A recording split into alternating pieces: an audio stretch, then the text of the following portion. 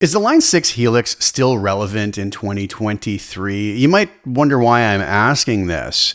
And no, I haven't turned against the Helix or think there's anything wrong with it. But unless you've been living under a rock, you've probably heard that the folks at IK Multimedia just recently released their ToneX pedal as part of their ToneX ecosystem, which is a piece of software that allows you to capture tone models of existing amps, much in the same vein as Kemper works. Very different thing than the Helix, and some might say it's not even worth comparing them. But I've received loads of questions as I've been doing some videos about ToneX pedal, and also videos about how it can integrate with the Helix, simply because there's been a lot of demand to have those questions answered. But I've also been getting, as I mentioned, a bunch of questions saying, well, that's it.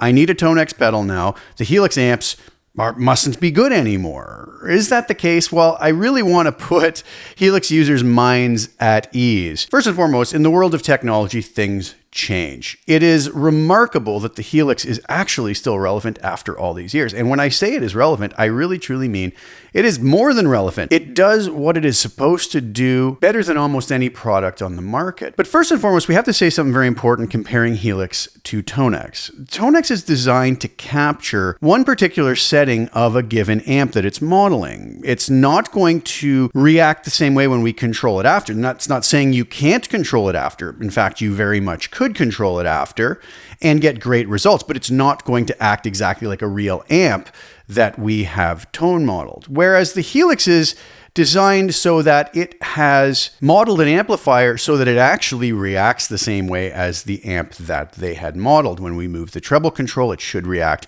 much like the original. When we move the drive control, it should react much like the original. That's very different than ToneX or Kemper for that matter. So it's a real funny comparison. To get to the bottom of this, I would just say that I don't think one is better or worse.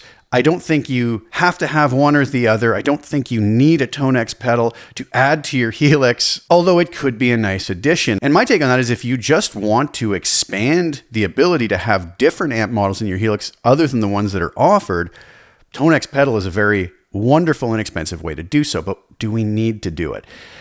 But the real question is Helix doing as good a job as ToneX is at representing the tones of these amps? Well, I thought one of the best ways to do that would be, as I've done in the recent past, compare it to not ToneX pedal, but the real thing.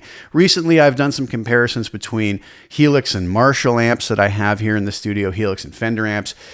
I've been fortunate enough to acquire this incredible Morgan Dual 20, which is sitting next to me. Anybody who's not familiar with Morgan amps, the Dual 20 is doing its best to be a recreation of an old vintage AC30 top boost. It has a normal channel and a top boost. We're just going to be dealing with the top boost today. But I thought, and this is kind of silly, a lot of people might even call me out on it, what are we comparing that to in the Helix? We don't have that amp in the Helix. No, we don't, but we do have an AC30 top boost. And I thought, well, let's see. It's obviously not going to be exact, but let's see how close the Helix can get to a real boutique amp that is going after those AC30 tones. Because here's the thing. If we capture this Morgan amp, which I just did recently, and those captures are available for ToneX. I'll have the link below if you're interested in trying those out. But ToneX isn't going to make this better than it was. It's only going to capture what we put into it. So, here's another interesting point. ToneX can be the most amazing thing on the planet, but it can also be complete garbage. And why do I say that? That's not a shot at ToneX or IK Multimedia, but if somebody doesn't know how to capture a proper tone model and they mic the amp incorrectly and they set it so it's just sounding terrible, ToneX is going to recreate that. So you could load that tone model in and go, this is terrible. And you'd be right, but it's not ToneX's fault. It's the person who created the model's fault. And it just wasn't done properly. When I was a Kemper owner for 3 years, when I first bought it and spent all that money, I had instant buyer's remorse because I could not stand the profiles that I was listening to. Until I created my own, then I was happy and I realized how brilliant a piece of equipment it was.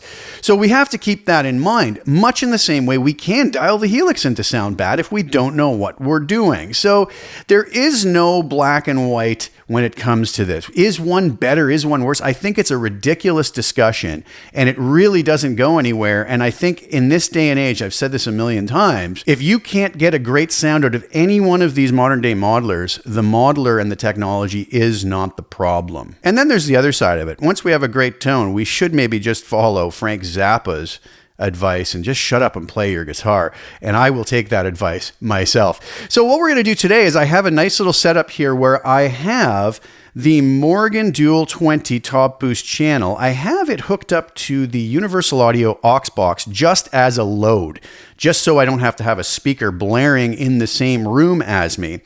And then I have taken a output of the speaker output of the Morgan Dual 20. And the way I'm doing that is with the Tonex capture box. It's just the capture box. It's nothing to do with Tonex.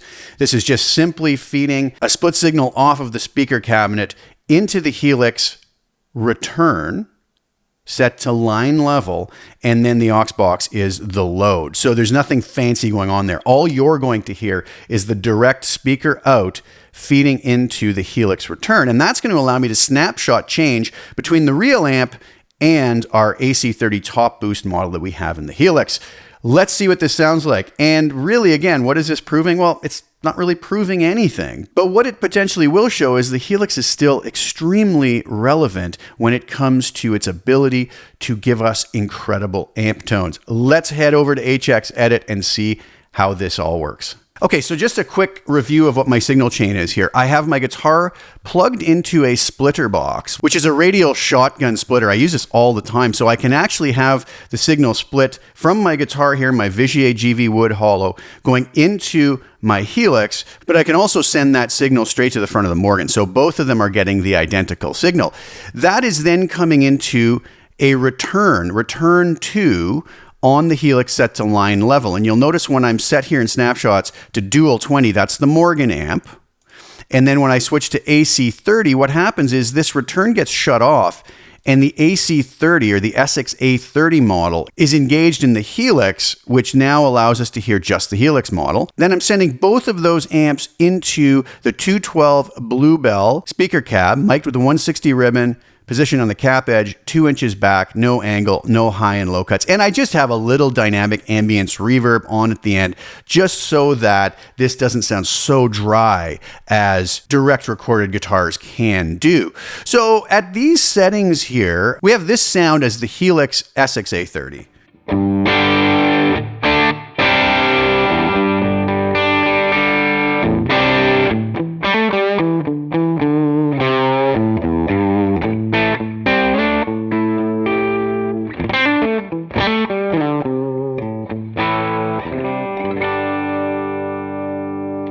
If I roll my volume back,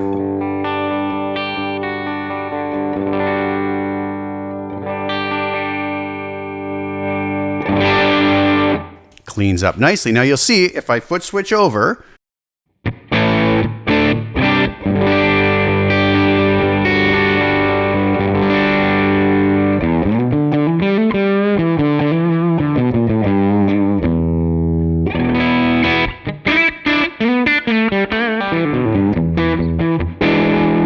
that is the real Morgan amp. Now, they don't sound anything alike right now. Here's the thing. Normally, to compare these two different amps, and again, keep in mind, these are completely different amps. They're in the same vein, so I'm not going to expect them to sound the same at all, but just sort of seeing if the Helix can get in that nice ballpark and give us some great, in this case, Vox-sounding tones. So I have everything set at 5, drive, bass, treble. I have cut off at 0. Now, if you notice on the real amp over here, I have bass and treble at 5, volume at 5, cut is on 10. So the cut is reversed here. So when cut is on 0 on the Helix amp, that's the same as having cut on 10 over here on the Morgan amp. The power knob that you see actually just needs to be full, as that's an attenuator, and we are not using the normal channel at all. So this is obviously not going to sound even close to the same, but can we maybe tweak it a bit to see if we can get it closer? So if we listen again to the Helix version, a little more crispness and a little less muddiness and bottom end on the Helix version. And I apologize in advance. I'm going to try and keep the volumes as close to matched as possible because it's so important when comparing things. But in this informal setting, it's very hard to make sure they're, within the 0.1 dB that I would normally match them to. So could we darken things up on the Helix model? Well, I could crank some bass up.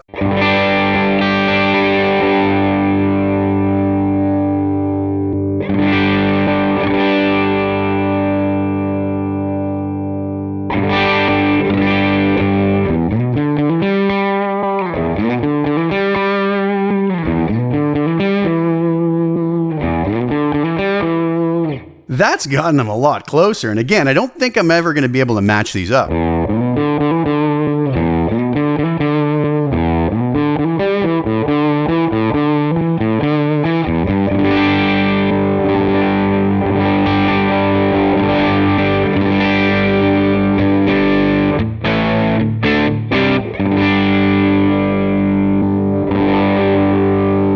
Let's introduce this cut control.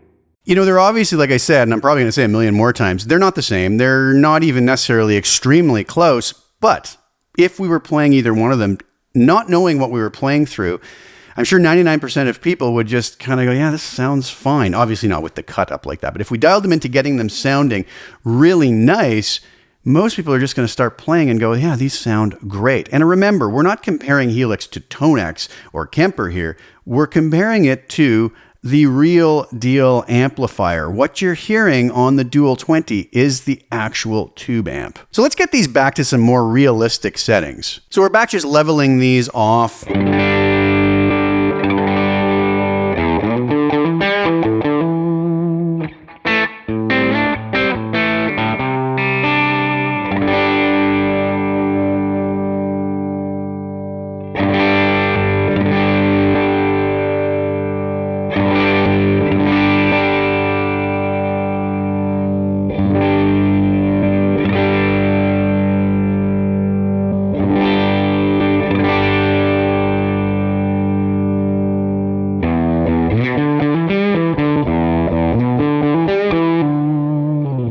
If we start cranking these up all the way up to 10 on the drive.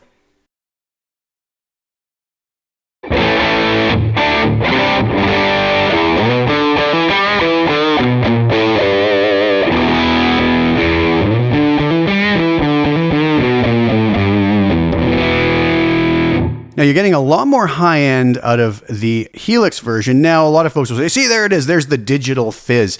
But it really isn't digital fizz at all, because if I come over to the Morgan amp,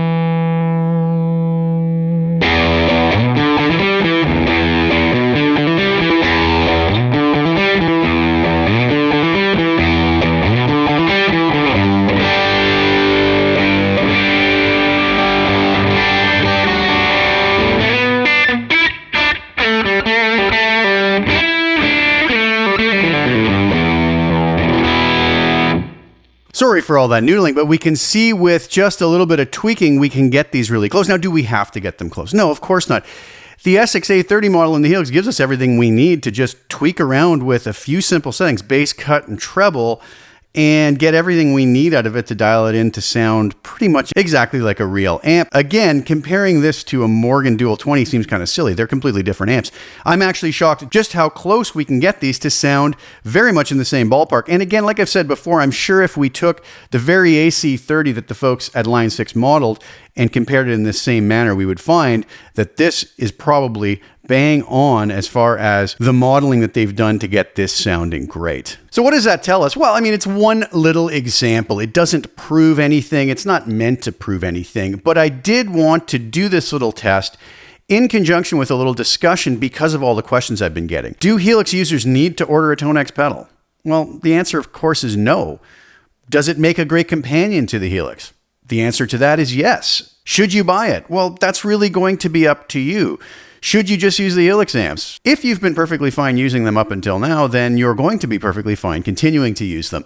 I use the Helix as 95% of all of my tones, live and in the studio. It just does everything I need, and it does it very quickly.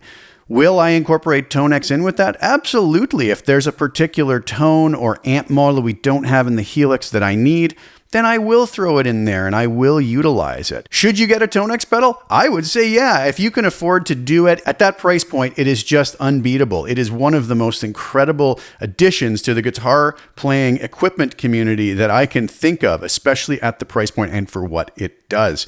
So again, what's the conclusion here? Well, the conclusion is really nothing other than I wanted to discuss this simply because of all the questions I've been getting from folks saying, well, that's it. So much for my Helix amp tones. I'm going to need to put the ToneX pedal in there and just use Helix's effects. And that's one way you can do it. I did a video on how you can do that very successfully.